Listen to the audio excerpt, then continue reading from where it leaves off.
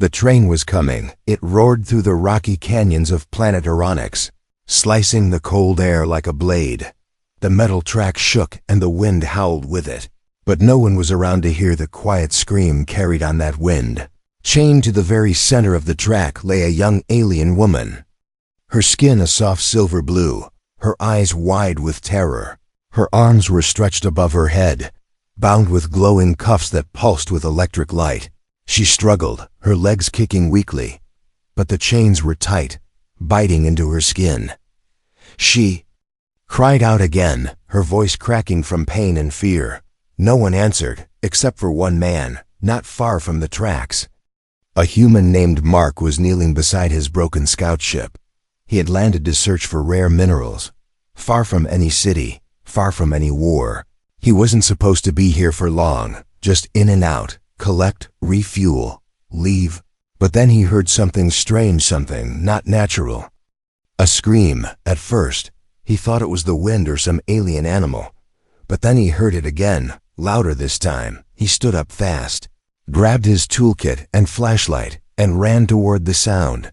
The closer he got, the more real it became.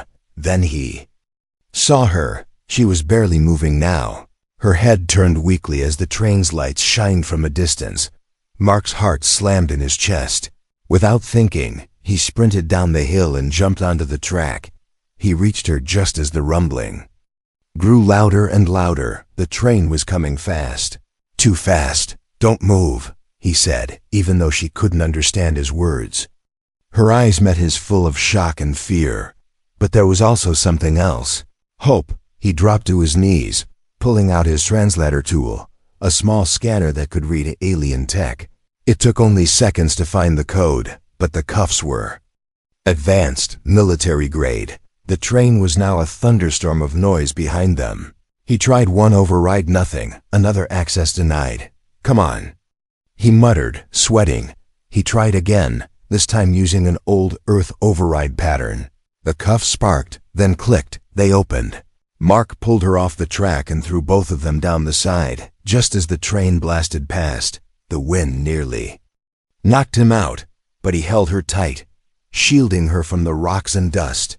When the train finally passed, the silence returned. Only the sound of her breathing and his heartbeat filled the space.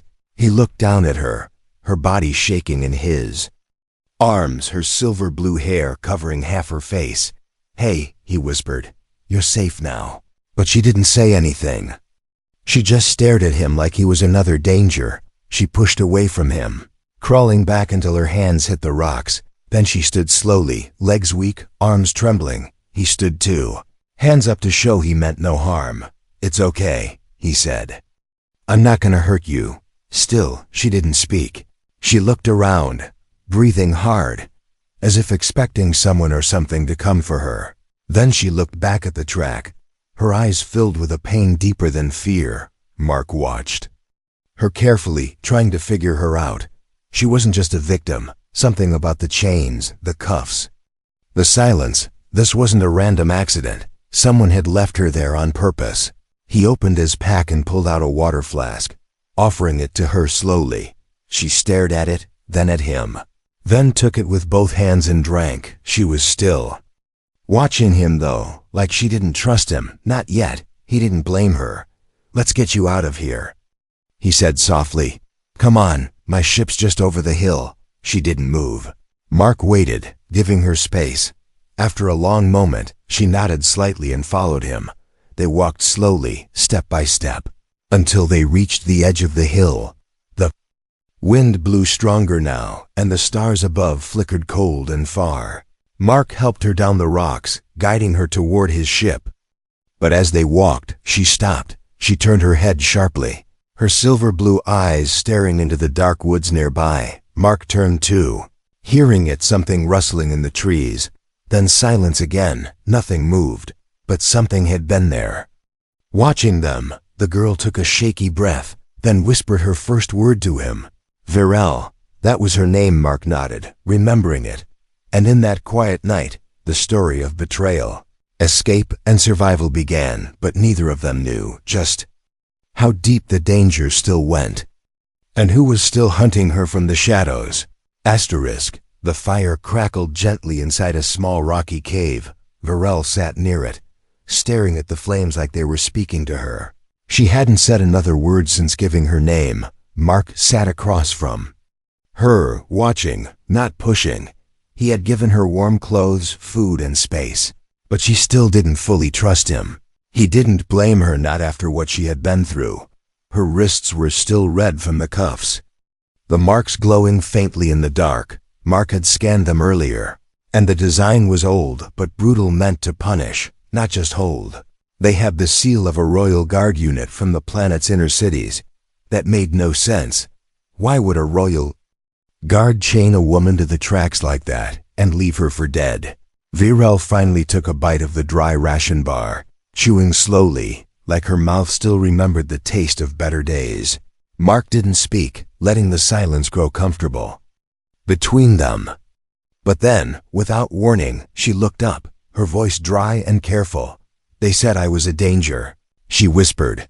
"They said I had to be erased." Mark leaned in a little, surprised she was speaking again. "What kind of danger?" he asked. Softly, Varel looked down at her hands, flexing her fingers. "They feared what I carry," she said. "Inside me," Mark frowned.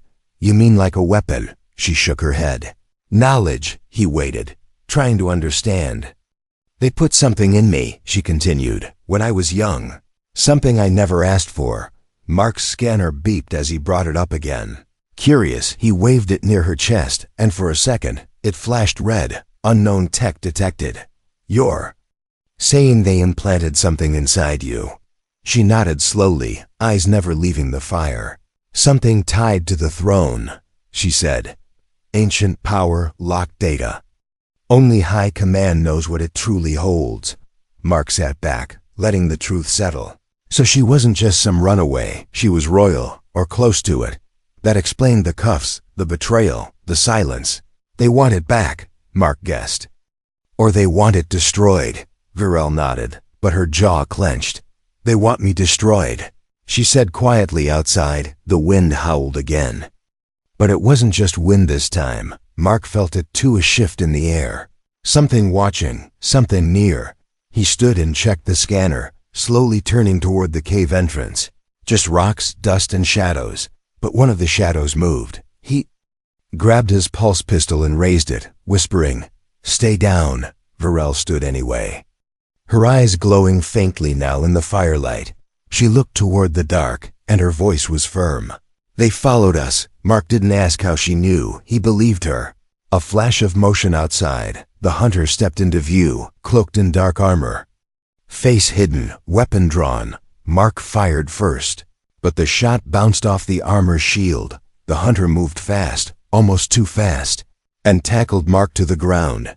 The pistol slid across the floor, sparks flying. Mark fought back, using everything he had, but the hunter was stronger, trained, focused. Varel backed against the wall, shaking, her hands to her chest. The hunter raised his blade, silent and deadly, and then everything stopped. A burst of light shot out from Varel's chest, bright and blue, blinding. The hunter screamed, dropping his blade and stumbling backward. The light grew stronger, wrapping around her like a shield. Mark rolled away and grabbed his pistol again, aiming it, but he didn't need to shoot. The hunter fell to his knees, then collapsed, smoke rising from his armor. The light faded, and Varel dropped to the ground, unconscious. Mark rushed to her side, his hands shaking. Her skin was hot, her body trembling. Whatever had awakened inside her had had power, too much power, but it had saved both of them. He stared at her, confused, amazed, and even a little afraid. She wasn't just carrying knowledge. She was the key to something old, dangerous, and very alive. Mark looked out of the cave one last time, the hunter still smoking in the dirt. This wasn't over. Whoever wanted her dead would come again, and next time, they'd send more than one. He had a choice: walk away now, or stand by her side. He looked down at Virel, unconscious in his arms, and he already knew the answer. He wasn't walking away, not now, not after what he had seen, not after saving her once already. This girl wasn't just betrayed. She was born into a war she never asked for, and now, so was he. The dust was thick in the air when Virel woke up. She sat up slowly, her head heavy, her body weak. Mark was beside her, keeping watch near the edge of the cave. He didn't say anything, just gave her a small nod when their eyes met. Virel looked down at her hands, remembering the light, the power, the heat. It had come from inside her, but she hadn't called it. It had answered on its own. Mark finally spoke, his voice low and careful. "You saved us." Virel didn't respond right away. She didn't feel like a hero. She felt like something dangerous. Something broken. Outside, the wind kicked up more dust, and Mark stood to check the scanner again. He paused, staring at the rocky floor just beyond the cave's mouth. There were symbols there, etched carefully in the dirt, long lines and circles, drawn with something sharp. Mark crouched down, brushing them gently with his glove. "What is this?" he asked, looking back at her. Virel's breath caught in her throat. She stood and walked over, her legs still trembling. She looked at the symbols and her skin turned pale. "They found us," she whispered. "This is a warning." Mark narrowed his eyes. "They wrote this while we slept." Virel nodded slowly. "It means return the core." Mark glanced at her chest, where the hidden implant pulsed faintly under her skin. "This core. It's that implant inside you." "Yes," she said quietly. "It holds data from before the Great Collapse, from before my people fled to the stars." Mark frowned. "So you carry knowledge from your ancestors?"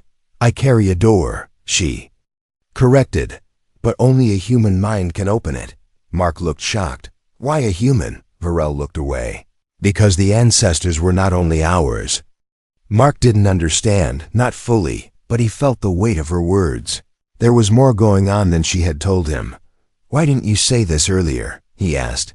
She turned to him, her eyes filled with something like guilt. "Because the last time a human tried, a world died." Mark took a step back, his mind racing. "Then why save me?" he asked. "Because you didn't try to open me," she said softly. "You tried to save me." Mark turned toward the mouth of the cave. Again, where the symbol still glowed faintly in the dust. "We have to move," he said. "They're watching." Virel agreed with a nod as they packed their things. Mark checked his map and pulled up a location, deep inside the mountains. "There's someone who might help," he said. "A tech witch, a codebreaker, lives far from the cities. No one dares go near her." "She can remove it?" Virel asked. "She can try," he answered. "But she's strange.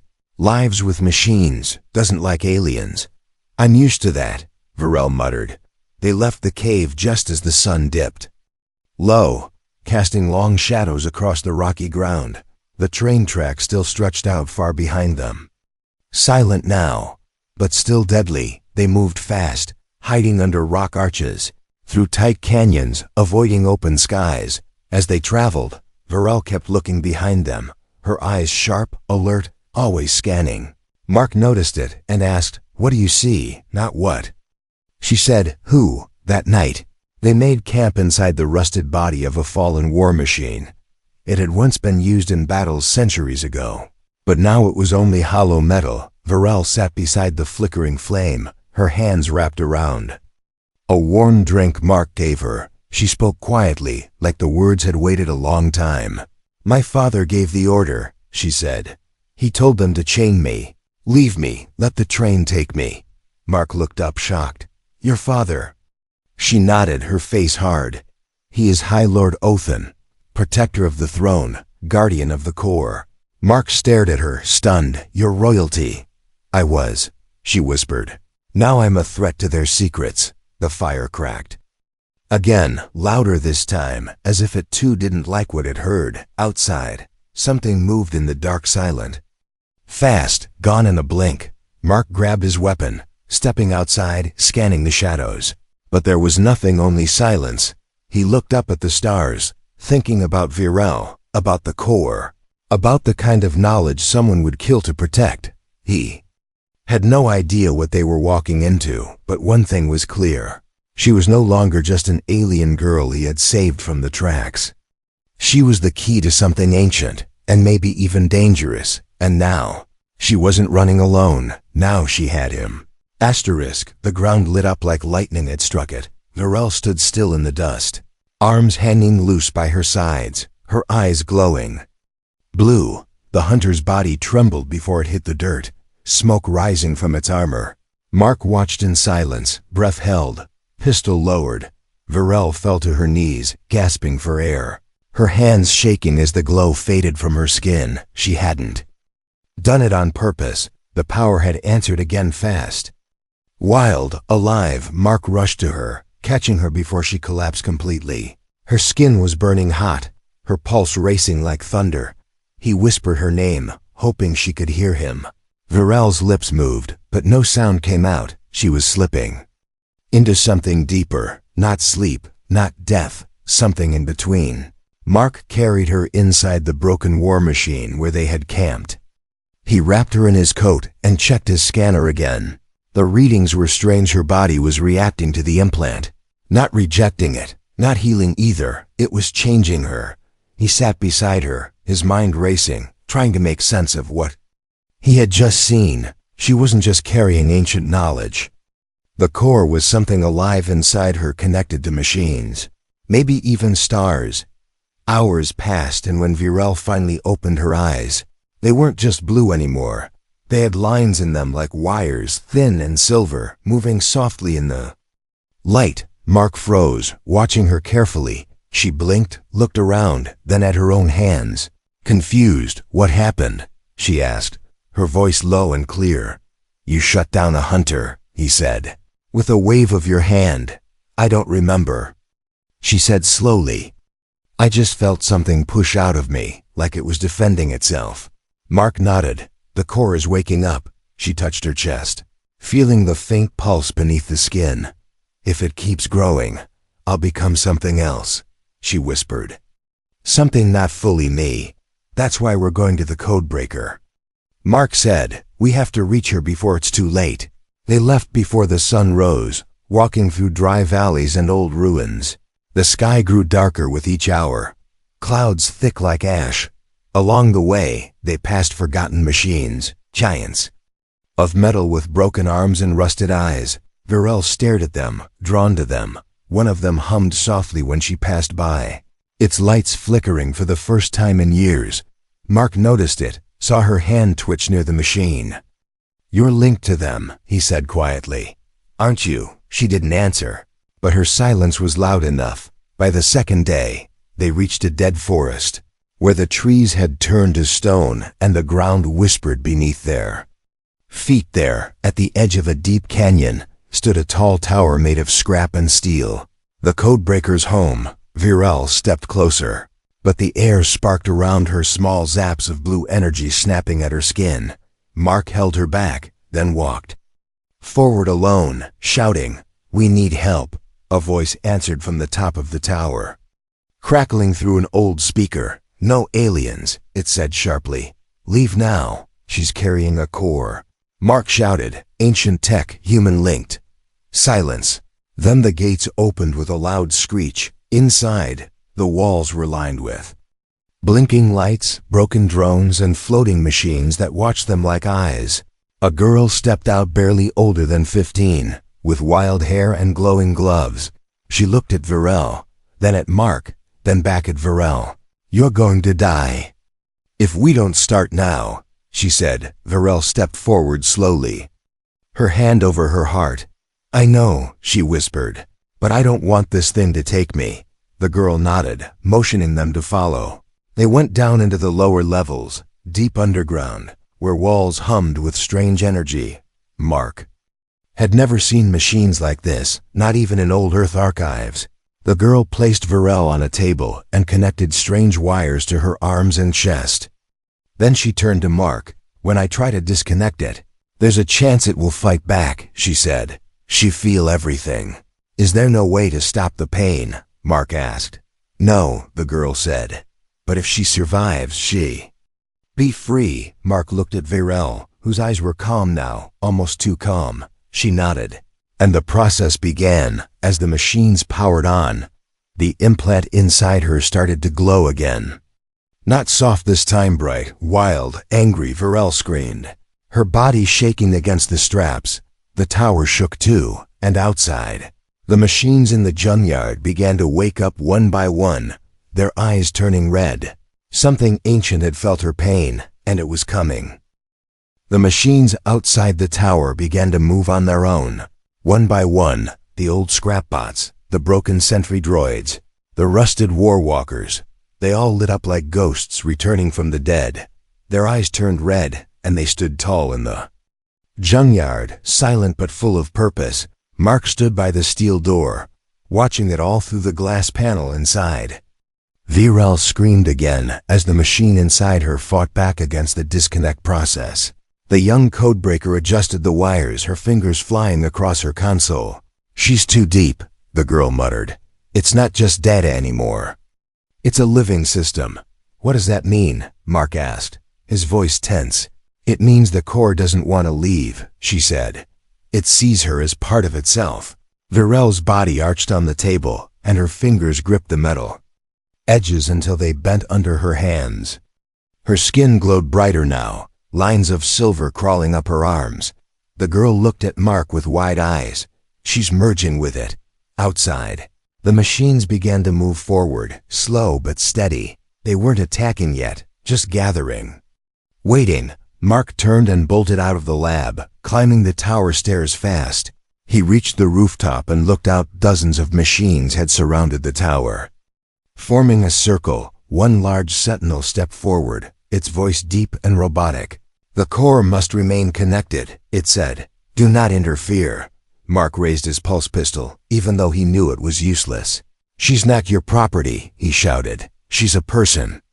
The sentinel tilted its head, scanning him. "She is a gate," it replied, "and gates do not choose." Mark fired a warning shot into the air. It didn't scare them. Inside, the lab was breaking down, lights flickering, alarms flashing. Virel's screams stopped suddenly, replaced by silence. The girl looked down at her, confused and afraid. "Her vitals are normal," she said. "Too normal." Mark rushed back down the stairs, arriving just as Virel opened her eyes.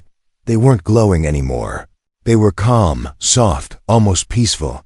She sat up slowly, her hands still trembling. "I saw them," she whispered. "The ancestors, the machines, the wars." Mark stepped closer. "Are you okay?" "I don't know," she said. "But I think I chose." Before anyone could speak, the tower shook. The sentinel outside slammed its fist against the wall. "Return the gate," it ordered. Virel stood, no longer afraid. She walked to the door and looked out through the glass. "I'm not your gate," she said quietly. "You were made to hold the path." The sentinel replied. "Then I'll shut it forever," she said. She turned to the girl. "Is there a way to lock it from the inside?" The codebreaker nodded slowly. "Yes, but if you do that, you won't be able to open it again." "Good," Virel said. Mark grabbed her hand. "Wait, are you sure?" She looked at him with tired eyes, eyes full of history, loss, and fire. "I'd rather be free than be a key," she said. The machines outside began to step closer now, moving with purpose. The tower's outer defenses kicked in, lasers firing, shields pulsing, but it wouldn't hold forever. The codebreaker worked fast, connecting the last cables, setting the core lock. Virel stepped into the center of the machine again, placing her hands on the glowing panel. Mark stood by her side, silent, watching. The girl pressed a final button, and the tower pulsed with bright light outside. Every machine stopped moving. They looked up at the sky, as if listening to something. Then, one by one, they shut down. Falling where they stood, the connection had been broken. The core was sealed. Virel collapsed again. But this time, she smiled as she fell. The machines were quiet, and the air no longer felt heavy. Mark caught her before she hit the floor, holding her close. "You did it," he whispered. She opened her eyes one last time and said, "No, we did." And then she slept, peacefully. The tower was still, the machines outside dead, and the war, at least for now, was over. But something deeper had changed. The core was no longer a weapon. No longer a gate, it was hers, and it had listened. The world outside was quiet. But Mark didn't trust that silence. Virel lay resting in a corner of the tower. Her body wrapped in warm fabric, her chest rising slowly with each breath. The codebreaker girl worked quietly in her lab, checking readings, adjusting cables, glancing over at Virel again and again. She locked the core, the girl said. That should have been impossible. Mark stood by the window, watching the lifeless machines in the junkyard below. But she did it, he said. And now they've all shut down. For now, the girl replied. But tech like that, it always leaves a shadow. Mark didn't answer, but he knew she was right. Nothing that powerful ever stayed buried. By the time Virel woke up again, the sky was already dark. Stars blinking over the broken land. She sat up slowly, her face calm, but her eyes distant. Is it really over? She asked. Mark stepped closer. The machines are down. The core is sealed, but not destroyed, she whispered. The girl joined them, holding a small device, a memory core she had extracted. During the shutdown, I saved this before the final lock, she said. It's not dangerous. Just old. Virel took it in her hands and stared at it. She saw symbols she recognized, names, images, faint echoes of the ancient ones. They'll come looking for this, she said. Not just my people, others too. Mark nodded. Then, we can't stay here. That night, they left the tower, slipping away before dawn. The girl gave them supplies and a small hovercart, enough to get them far from the old war zones. She didn't ask for anything in return. I want to live, she said. That's enough. They traveled through dead forests and over cracked rivers. Moving quickly but carefully, Virel's strength returned slowly. But something inside her was different now. The core might have been sealed, but part of it had bonded with her mind. She could feel machines near her, even before seeing them. Could sense signals buried under stone and earth. Mark noticed it too. The way lights flickered when she passed. The way broken things whispered back to life. One night, as they camped under a shattered bridge, he asked her the question he'd been holding in his heart. What do you want now? Virel looked up at the stars, then down at the memory core in her hand. I want to forget, she said, but I know I can't. Mark didn't reply. Instead, he sat beside her, offering quiet company. Suddenly, the ground trembled beneath them, just slightly, but enough to make both of them stand. A sound filled the air, soft and sharp at the same time. Like metal singing, from the shadows came movement. Not machines this time, but people. Figures in dark cloaks, armed, alert, surrounding their camp. Mark raised his pistol. But there were too many. One stepped forward, pulling down his hood, revealing silver eyes and a royal crest on his neck. You've caused quite a storm, sister, he said. Virel's face went cold. Torek, she whispered. Mark kept his weapon ready. Friend of yours, my brother, she said bitterly. He gave the order to chain me to the track. Torek raised a hand, and the others lowered their weapons slightly. I came to bring you home, he said. The council believes you've proven your worth. No, Virel said sharply. They just want the core back. We know it's sealed, Torek said. But your mind has merged with fragments. You're the only access left. I'm not going back, she said. Stepping closer to Mark, Torek's face didn't change, but his voice grew colder. You'll come, or they'll come for you. Then he turned and disappeared into the shadows, his soldiers vanishing with him. Mark didn't lower his weapon for a long time. Virel stared at the place where her brother had stood, her hands shaking slightly. They won't stop, she said. Even if I burn everything, they'll keep coming. Mark put a hand on her shoulder. Then we keep moving, he said. And when they come, we show them you're not a prisoner anymore. Virel nodded, a small spark of fire in her eyes. Again, she wasn't running just to survive now. She was running to choose. And every step she took from here would be hers, not theirs. The desert wind howled softly as the sun rose behind the broken mountains. Virel walked ahead of Mark, her cloak sweeping the ground. Her eyes locked on the horizon. They had been walking for days, following no map, only distance, distance from her past, her family, her people. Mark said nothing as he walked beside her. He knew the silence between them was not empty. It was full of unspoken words, full of shared memories, full of things that didn't need to be said anymore. They passed ruins of old cities, metal bones half buried in sand. Sometimes Varel would stop and rest her hand on ancient machines. And for a moment, they would flicker to life before going quiet again. She no longer feared it. The core had left her, but something had remained. Something gentle, something curious, something hers. By midday, they reached a cliff that overlooked a long river of silver trees. There, in the distance, small settlements had begun to rise, not of one species, but many, human tents beside alien towers. Smoke curling from shared fires, Mark pointed. There, they don't care what planet you're from, only if you can carry water and share bread. Varel smiled softly, the first real smile in days. I think I'm tired of being a secret, she said. Maybe I'll try being useful. They walked down into the valley, and for a time life slowed. Mark helped repair water collectors and old radio towers. Varel taught machines how to sing again, how to grow food and heat homes. Children laughed when she touched the ground, and small lights danced around her fingers. They called her the Whispering Queen, even though she wore no crown. But the peace didn't last forever. One day, a messenger arrived, tired and wounded, carrying news from the stars. The council had fallen, Torak was dead, and the ancient world she had once belonged to was now in flames. Factions had risen to claim the core's secrets, most of them false, but still dangerous. They wanted her again. Wanted what they thought was buried in her blood.